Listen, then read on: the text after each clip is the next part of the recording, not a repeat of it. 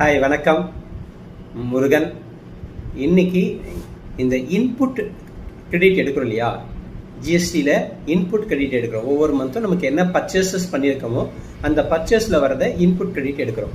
இந்த இன்புட் கிரெடிட்டில் ஏற்கனவே இன்னொரு வீடியோவில் சொல்லியிருக்கேன், நமக்கு நீங்கள் உங்கள் பிஸ்னஸுக்கு எது எலிஜிபிளோ அது மட்டும் இன்புட் எடுங்க.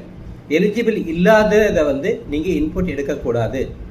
அப்படி தெரியாமல் எடுத்துட்டீங்க அப்படின்னா, இல்லை தெரிஞ்சே எடுத்துட்டாலும் அதுக்கு நீங்கள் இன்ட்ரெஸ்ட் ப்ளஸ் பெனால்ட்டி பேமெண்ட் பண்ண வேண்டியிருக்கும். அது உடனே கேட்டாங்கன்னா பிரச்சனை இல்லை, நீங்கள் நெக்ஸ்ட் மந்த்தோ 2 மந்த்ஸுக்குள்ளவோ நீங்கள் அதை ரிவர்ஸ் பண்ணிடலாம். அப்போது அதுக்கான இன்ட்ரெஸ்ட்டும் பெனால்ட்டியும் கம்மியாக இருக்கிறதுக்கு சான்சஸ் இருக்குது.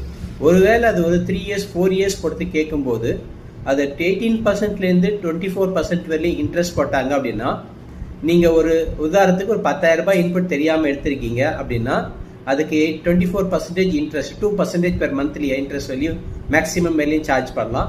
அப்படி போட்டாங்கன்னா 4 வருஷத்தில் அது உங்களுக்கு டபுள் ஆகிடும். ஸோ 20,000 ரூபாய் நீங்கள் அதை எடுத்த இன்புட்டு 10,000 ரூபாய், ஆனால் பேமெண்ட் பண்ண வேண்டியது 20,000 ருபீஸ் பேமெண்ட் பண்ண வேண்டியிருக்கும். அது இல்லாமல் அவங்க பெனால்ட்டியாக ஒரு 10,000 ரூபாய் போடுவாங்க. ஸோ 30,000 ரூபாய் நீங்கள் பேமெண்ட் பண்ண வேண்டியிருக்கும். அதனால தான் திரும்ப சொல்கிறேன், எது உங்களுக்கு உங்கள் பிஸ்னஸ்க்கு இன்புட் எலிஜிபிளோ அதை மட்டும் எடுங்க. இன்புட் எலிஜிபிள் இல்லை அப்படின்னா அதை எடுக்காதீங்க. எது இன்புட் எலிஜிபிள் இருக்குன்னு சொல்லிட்டு உங்கள் ஆடிட்டர்கிட்டயோ இல்லை உங்கள் டாக்ஸ் கன்சல்டன்ட்டையோ கேட்டு தெரிஞ்சுக்கோங்க. உங்கள் பிஸ்னஸுக்கு இன்ஜென்ரலாக சொல்கிறேன் நான், எனி உங்கள் பர்சனல் யூஸுக்கு நீங்கள் வாங்கியிருந்தாலும், ரெண்டாவது உங்கள் எம்ப்ளாய்க்கு ஏதாவது பெனிஃபிட்டுக்காக வாங்கியிருந்தாலும், இல்லை ஏதாவது பிஸ்னஸ்க்கு கிஃப்ட் கொடுக்க வாங்கியிருந்தாலும் இது எலிஜிபிள் இல்லை. ரெண்டாவது, எனி பேசஞ்சர் வெஹிக்கிள்ஸ் நீங்கள் பர்ச்சேஸ் பண்ணியிருந்தா, அதுக்கு ரிப்பேர்ஸ் மெயின்டைன் பண்ணியிருந்தா, இல்லை அதுக்கு இன்சூரன்ஸ் பேமெண்ட் பண்ணியிருந்தா அதுக்கான இன்புட்டும் எலிஜிபிள் இல்லை அப்படின்றத சொல்லியிருக்காங்க. ஸோ இதை பற்றி நிறைய க்ளீனாக தெரிஞ்சுக்கிட்டு எது உங்களுக்கு இன்புட் எலிஜிபிள், எது உங்களுக்கு இன்புட் எலிஜிபிள் இல்லை தெரிஞ்சுக்கிட்டு அதுக்கு தகுந்த மாதிரி இன்புட் எடுத்தீங்கன்னா அன்வான்டாக அதுக்கு வட்டியும் ப்ளஸ் அது பெனால்ட்டியும் பேமெண்ட் பண்ண வேண்டிய தேவை இருக்காது.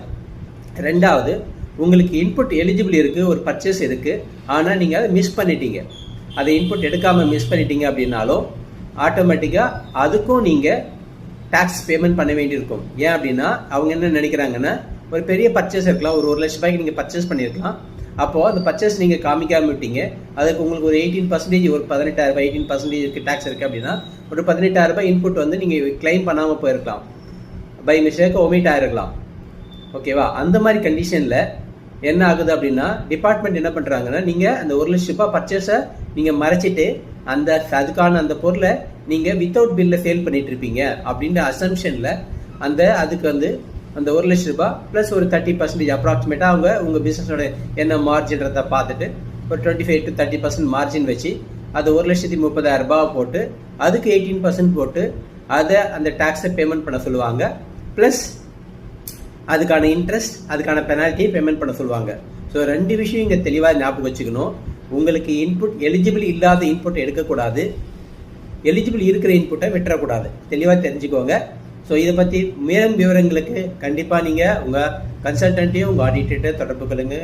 Thank you so much. அடுத்த வீடியோவில் பார்க்கலாம்.